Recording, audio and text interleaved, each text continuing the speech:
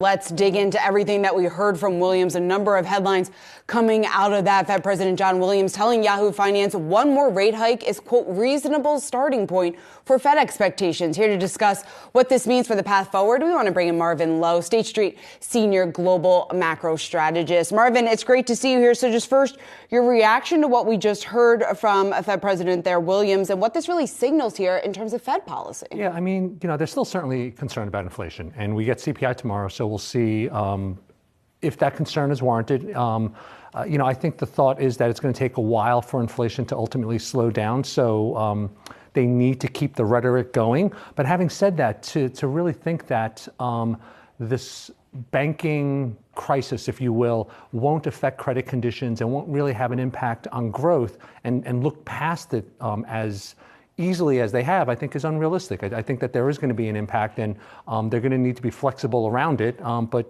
for the most part, they're just dealing with the data as it comes. What kind of impact do you see it having within the credit markets, within lending? Yeah, I think for sure that's one of the easier things for me to get my mind around is that credit conditions are going to tighten. And it's going to be a combination of kind of these banks struggling with getting deposits, so that's a problem.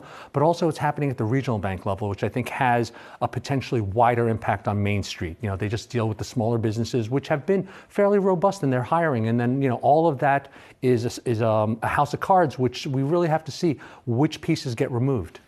How do you see this, Marvin, then, I guess, potentially complicating the Fed's approach to this, the Fed's job, and then ultimately the economic implications from that? Yeah, incredibly complicated. It's not as if their job was easy going into this year. It's gotten much more complicated because the lag of policy, the fact that we're coming out of certainly a pandemic, and the state of the employment market is in flux and looks like something that we really haven't seen before. So they're trying to judge that while also trying to manage a credit condition. I do think that higher rates and the QT process has affected the financial system.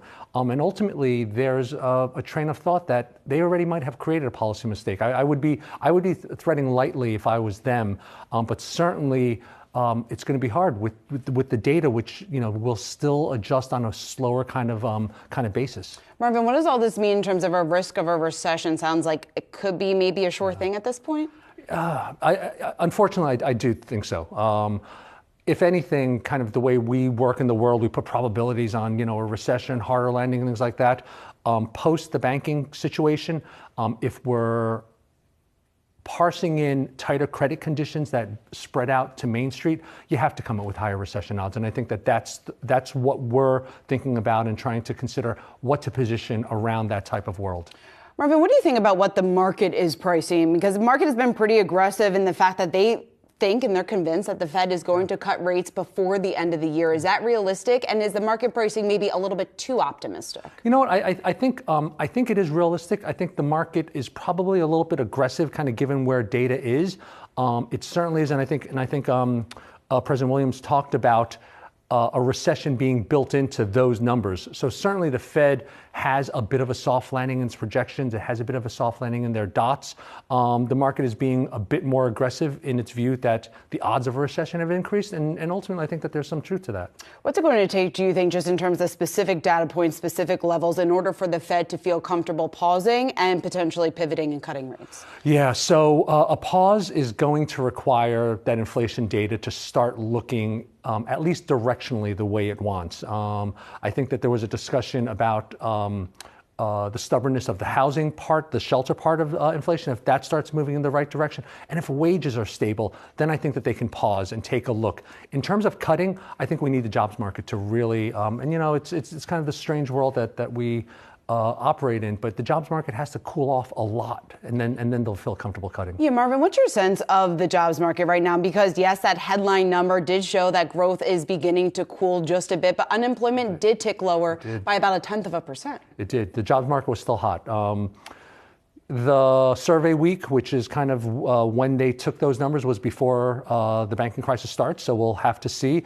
But the jobs market is a very slow-moving animal, and we've got components of the workforce that might not come back, particularly more retirees. So we're going to have to see how that evolves, but it does show some strength, which again complicates what the Fed is trying to do here.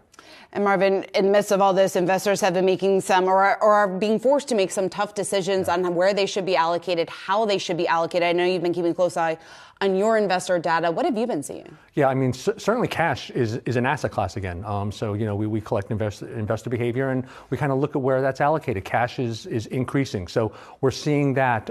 We're seeing a lot of people getting less comfortable with financials, kind of, having a neutral holding around that. And fixed income, despite the fact that we've had yields come down as much as they have, remains something that provides some recession protection. So when I kind of add up all of those things, it does seem as there's more concern around a recession. All right, Marvin Lowe, great to have you here in studio. Your first time back since the pandemic. Yeah. Always great to see you in person. Thanks so much. Thank you.